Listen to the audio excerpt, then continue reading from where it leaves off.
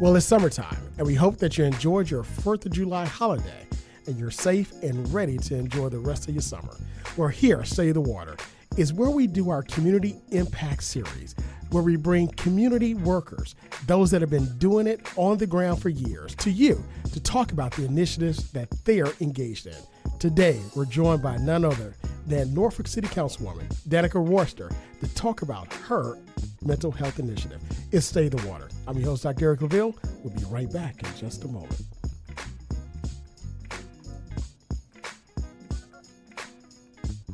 Welcome back. It's Stay the Water. I'm your host, Dr. Eric LaVille. Once again, we thank you for joining us as you always do on this beautiful Sunday. Just a little warm Sunday morning, but still a beautiful Sunday as we broadcast from none other than the campus of the Norfolk State University, home of the Spartan Nation, from none other than WNSB Hot 91, the soul of VA. So most of you are listening to us. You're either from the comfort of your home, or you're driving back, or you're flying back and traveling back home from your 4th of July holiday. Well, listen, we hope you had a safe time, and we hope you had a fun time, and you're ready to get back to work and enjoy the rest of your summer. Well, you know, this is one of my favorite series here at Save the Water that we started, where we start to look at what's happening on the ground in a community. Now, you know, here on Save the Water is where we bring movers, shakers, and policymakers to you to discuss issues important to the community. But in order to discuss issues to the community, it's not just looking at policies that are made in Washington, also in Richmond, but it's also to look at what's taking place in your neck of the woods. That's right, on the ground in your community. So for this entire month of July and also August, we're going to be bringing individuals and organizations to you to discuss what they're doing in the community to make an impact, to make a difference, and to make sure that your voices are heard. Well, listen, when thinking about this year's Community Impact Series, I thought about none other than one person to kick this off. We've been trying to work together for years, and finally, she is here in studio on the campus of Norfolk State here at WNSB to talk about her initiative of mental health as we discuss Minority Mental Health Month. And that's none other than Norfolk City Councilwoman Danica Royster. Ms. Royster, how are you doing this day? I'm doing well, Eric. Thank you so much for having me. I'm so happy to be in the space and place and on the radio wave. So I'm happy we were finally able to get together. Absolutely. You know, for several years, you know, we've been talking and the things that you've been doing on council. Of course, we cross paths all the time at, you know, different events and so forth.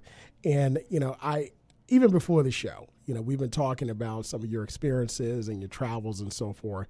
But one thing that I really admire about you is that, you know, you're, at being so young, you have such a rich life of history and things that have impacted you growing up.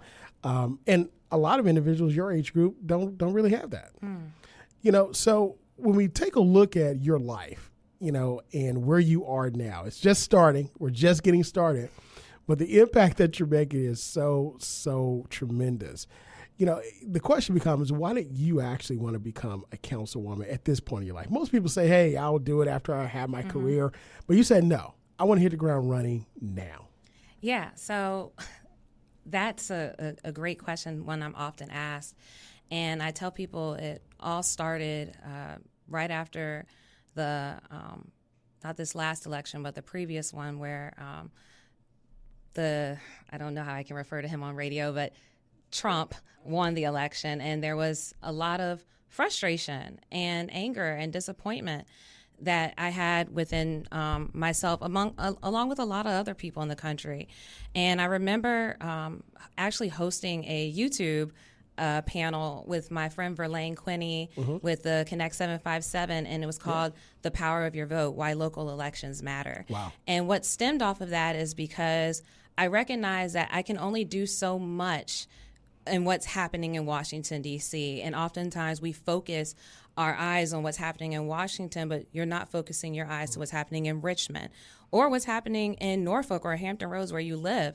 And then I just started reading data as it relates to turnout for elections, particularly local ones, as well as so many things that happen right here in our community that our council votes for, that our Commonwealth attorney is involved in, our school board is involved in. And I kind of took the charge to have this conversation with other millennials about how important it is to get involved. A good friend of mine at the time, he was the vice mayor of Charlottesville at the time, I should say, Dr. Wes Bellamy, he was on Virginia State. He was a Trojan. Virginia State Trojans. He was actually on the panel, and we had a discussion. He said, sometimes, we're always looking for an elected official to do something. Like, they should do it this way. They should do it that way. Well, maybe you sit back and look, the reason why that person isn't able to execute it in the way you want them to, because it's actually something you should be carrying out. And me being a woman of faith, that resonated with me. And I was like, sometimes God gives assignments to certain people. And it's easy to point the finger and say what someone else should be doing, but what should you do? So years passed after that. I started getting involved in my own community, doing community service. I did a community day during the pandemic, which was major. We partnered with Centera, and then a couple months later is when now State Senator Angela Williams Graves became a delegate, and there was an open seat.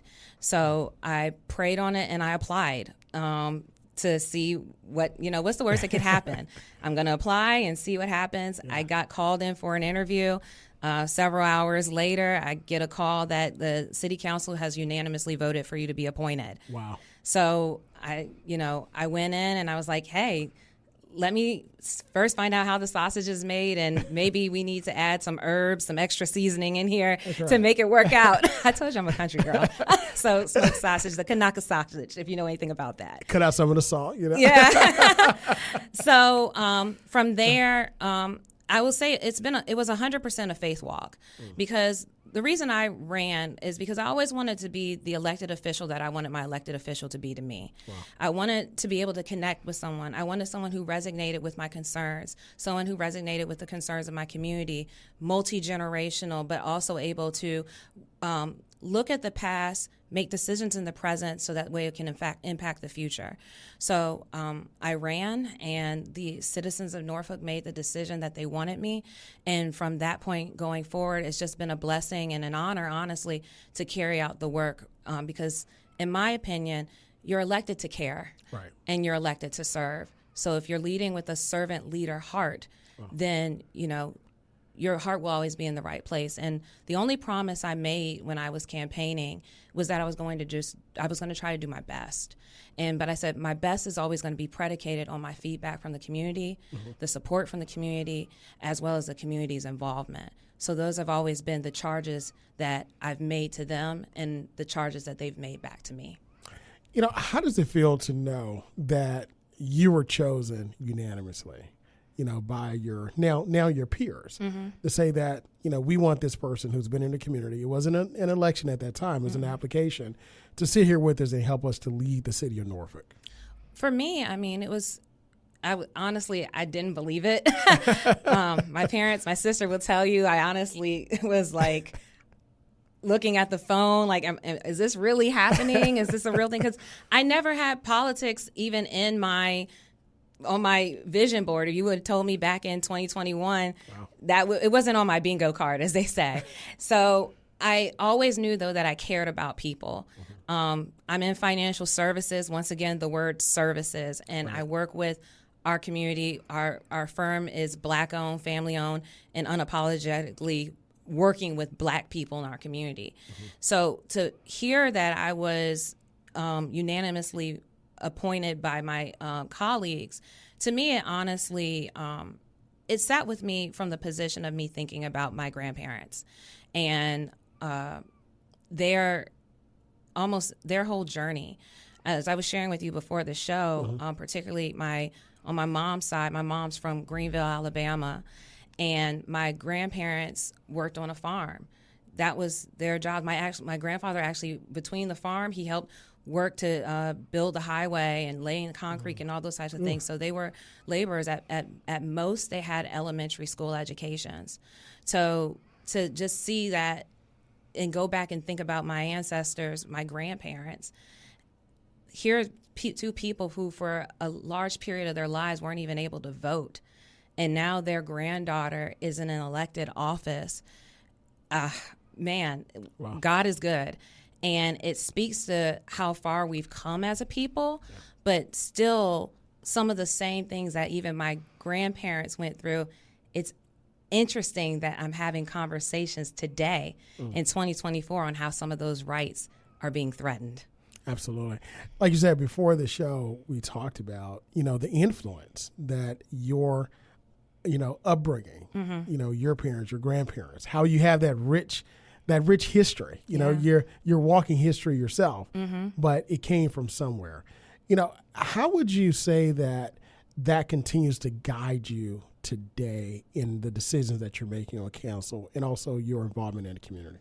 I would say I use it. I mean, it's an important guide. As I stated before, it's important to know from whence you came. So oftentimes people will say, oh, it was in the past, it was in the past. There's a saying, if you don't pay attention, the past will repeat itself, right? I just mentioned that, right? Right. So I always use it as a guiding light, but I would say for me, I've developed a community of multi-generational community members so that I'm able to get so many various perspectives from other people's lived experiences, which I think for me, not only in just community work, but as we mentioned, my work on council, even some things that come across our desk, I have to connect with community members and say, hey, I read that this happened, and that's how we're here today. Can you tell me more about that? And it gives you an insight of like, well, I remember when this happened because X, Y, Z, and everything, of course, is tied to systemic racism and redlining. So I'm on the right show, so we're going to talk about it. Absolutely. So it's important to have that diverse set of voices. Some people call them their kitchen table. For me, I said that these are my centers of influence and these are my community voices. People who I know I can turn to who will tell me the good, bad, and the ugly. People who, at the same time, when they congratulate me, they'll also critique me in a fashion, kind of like going back to that, like that old school growing up style where it's like the neighborhood aunt and uncle, you know, that they'll correct you, even though that's not your mama and daddy. But they all have the village mindset of, we're all looking out for you. Right. And anytime it's coming from a place of love, I think that you have to be open. I take critique, but I also try to figure out what can I learn from this. My aunt has a saying that, it's like with fish, you put it in your mouth and you spit the bones out and keep the meat. So whatever is useful for you, you keep it moving. And for me, it's been helpful because I've been able to actually pour into so many other people, whether they're my age, older, or even younger. And I think that's how we as a community, we continue to grow. Right.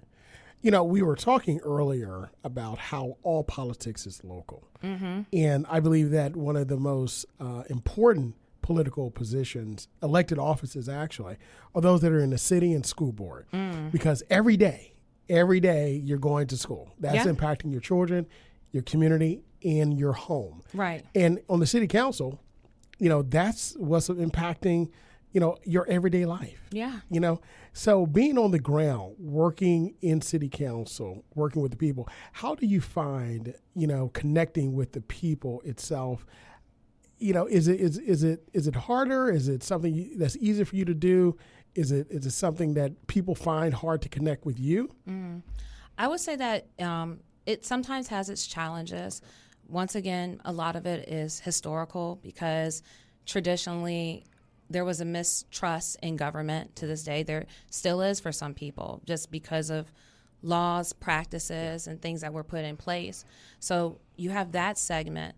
Another is, there's a community of believers who it's all fixed. They've already figured it out. Why do I need to get involved? Why do I have to vote? Why do I even vote? They've already decided who won. That's one of my favorites. And then there's another group of people, well, I don't understand, and no one took the time to talk to me about this. Wow.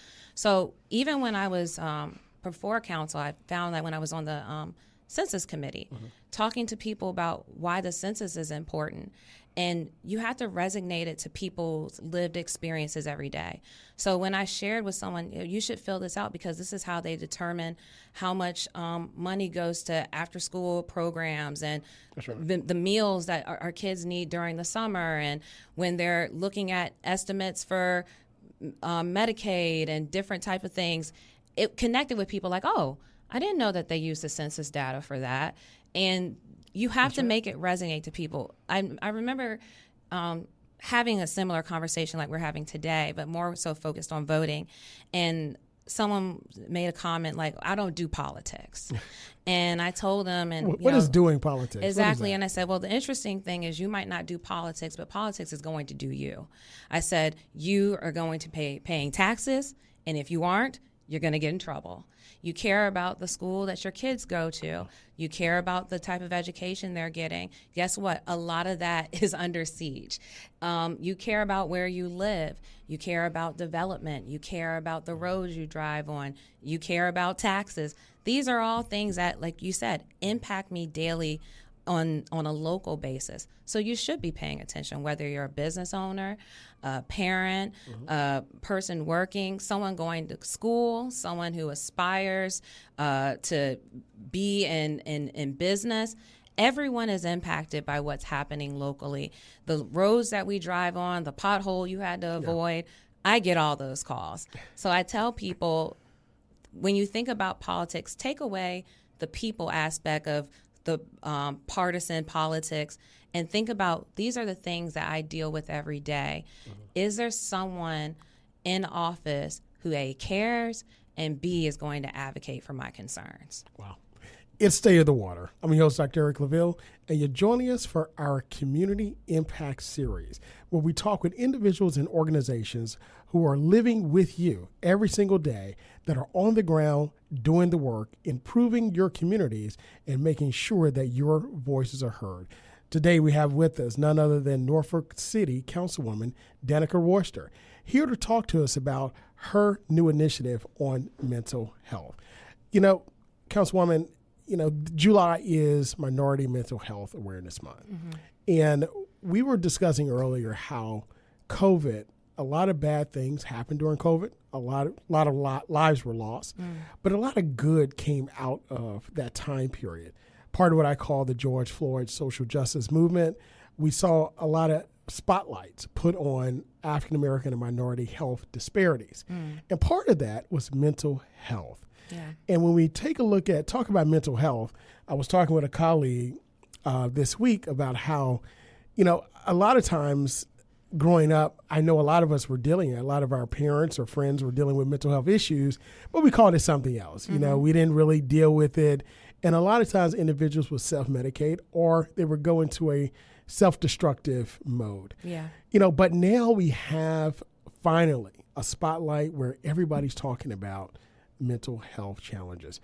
Talk to us a little bit about your initiative and why you wanted to actually start this. Yes. So the initiative is actually going to be a program that's going to be taking place on Thursday, July 11th from 5 to 9 p.m. At the Addicts Theater here in Norfolk. And it's called Surviving Through Mental Health. It's a collaboration between the City of Norfolk, specifically the Department of the Norfolk Community Service Board, along with a nonprofit partner called Project ORF. The focus of it is exactly what you touched on, Eric. Number one, breaking this taboo of mental health in the Black community. That was something that for years I think we've done a disservice to ourselves. I can grow up and recall hearing like, you're just having a bad day. Or man up, get over it. Oh, come on. Like you're not depressed. That's something for white people, which in fact, it's not. For us as a people, we have so much intergenerational trauma that's just been building and building and building ever since we were brought over here as enslaved Africans. And it's been proven that that trauma has been passed down from generation to generation to generation. Right. And unfortunately, it has not been dealt with. Right. On the fortunate side, to your point, now mental health is at the forefront. Some of our most loved artists, athletes, and even for some of you who are listening, maybe even family and friends have dealt with mental health. And so this event is going to be about a more proactive conversation, but also resources. So we're going to have several panelists. We're having Dr. Crystal Vaughn from Cornerstone Therapeutic Services.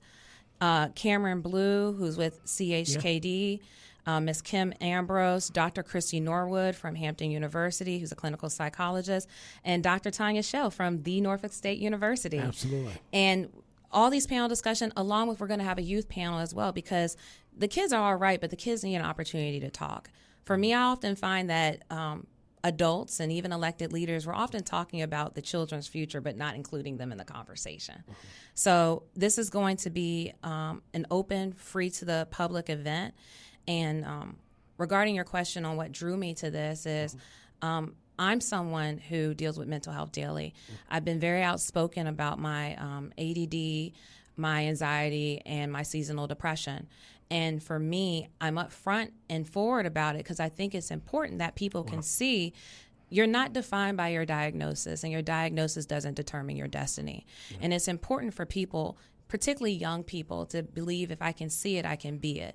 Just because this is something that I'm going through or something that I deal with doesn't mean that I don't have the ability to show up in these spaces and places. And for me, I think that that's important. Yeah. It's not something to be ashamed of. If anything, we need to be putting more tools and resources in the community. Something that is coming to me now that resonates is there was a couple summers ago, I met a young lady, and she was just sharing with me about her aspirations to either go into the service or go to community college because she said student loan debt. And I said, I understand. Don't we and all? She said, but she was just so nervous about being able to get in because of her grades. And I said, well, what's going on? You need help with studying? And she's like, no, I get everything in school, but going home to do my homework, I do it under my bed because I'm scared that a bullet's going to come through the window and shoot me. And so imagine her having that thought process since she was starting in her life all the way now through high school. And it's impacting her ability to even perform in the classroom. And who knows what also she has observed and seen and the trauma associated with poverty, living in a food desert, possibly coming from a community where violence is occurring way too often. Wow. So when we have these even mental health conversations, we're not even just isolated to maybe one circumstance, but the trauma that people are experiencing on the day, but you're still expecting them to show up at work and perform. You're still expecting them to show up in school and perform. And what we want to do with this event is acknowledge that it exists, but also provide resources for those who are in attendance. You know, you've said so much that's so important. You know, this is so timely, but it's so very important because, like you said, for generations, we haven't dealt with this. And you mentioned the young people have an opportunity to voice. I was sharing with you earlier where I had a friend to tell me about their daughter that was having mental health issues and came to them and confided in them that they needed help. Yeah. Also, a older person in my life dealing with mental health issues that I know, unfortunately, passed away. So, you know, these resources are very important and very helpful for all of it because, like you said, we're expected to just man up and woman up and just come to work and just have a great day, you know, but we do have bad days. And a little bit more about this this very important initiative. Hopefully this is not the first or last time. I hope not. But you said you also have mental health and wellness resources and community support programs. Tell us a little bit about those resources and programs that you're going to have available for those who will attend. So some of our partners, as I mentioned, are going to be the Community Service Board. They have several initiatives that they have in the city. Emergency services, of course, but they also do prevention services for education and outreach and training. We're going to have representation from CHKD, Centera, several other nonprofit entities, along with the Virginia Department of Health, which they're doing, specifically the Norfolk Department of Health, which is doing a full-on launch focused on mental distress. If you tune into our last council workshop, the director actually spoke about that initiative launching this summer. So we're going to have all of that, as well as connecting people with human services, because when we even talk about mental health, it's mental health care. And then when we're talking about health care, we have to also recognize that not only are there disparities, but it's not about just, oh, can I get there? It's about accessibility. Nice. So to be able to say, oh, it's available, they have clinics, right, but I don't have a car. And it's across town, and the hours don't work with my schedule. So we're going to have specific persons there to be able to address all of those. Some confidentiality, things have to be put in order. So there won't be any on-site sessions taking place, but definitely connections to resources. And one of the other things I did want to talk on before it escapes me is going back to even our community and mental health and shame is I remember I attended a church service, and I was so excited to hear the pastor said, you need Jesus and a therapist. Because even within our community, when we talk about mental health, it's like, oh, well, you just need to pray. Well, faith without works is dead. So you can pray, but also if you're like, God, send me some support. And he's like, this is Dr. So-and-so who can support you, and he's here to help you with these things. And you can also read your word and go to Bible study. And so it's an opportunity for you to infuse your spiritual life as well as opening yourself up to some mental health support as well. So we're going to make sure at this event, once again, that's why it's open to the public, to make sure people feel like this is an opportunity for us to discuss and to connect. I'm going to be having a one-on-one discussion with Chief Talbot, the Norfolk Police Chief, and we're going to just be talking about when citizens should call 988, which is the mental health crisis line, versus 911. Because that's something that's also coming up a lot, is you have people who are not sure, okay, someone in my family, someone in my community is having a mental health breakdown, I think. Do you know how to recognize the signs? Do you know, should I be calling 911 instead? So we're going to be having that conversation as well, which I think will be helpful for community also. Awesome. And again, that's Surviving Through Mental Health, an initiative of Councilwoman Danica Royster that will be this Thursday, July 11th, from 5 p.m. to 9 p.m. at the Addicts Theater located on Church Street. Before we end, first of all, I'm enjoying this conversation so much. We could talk for hours, and this won't be the last time that you're here. And we're not going to wait 3 years to get you on the show again, right? But when we talked about becoming a council person and then working in the community, you mentioned individuals who are also working with you to help. How can regular citizens get involved with the initiatives that you have and also the city council itself and really help the city of Norfolk? I'm going to say 3 words: boards and commissions. So and vote. and vote. Boards and commissions. That is one of the best ways to start dipping your toe into finding out the workings of the city.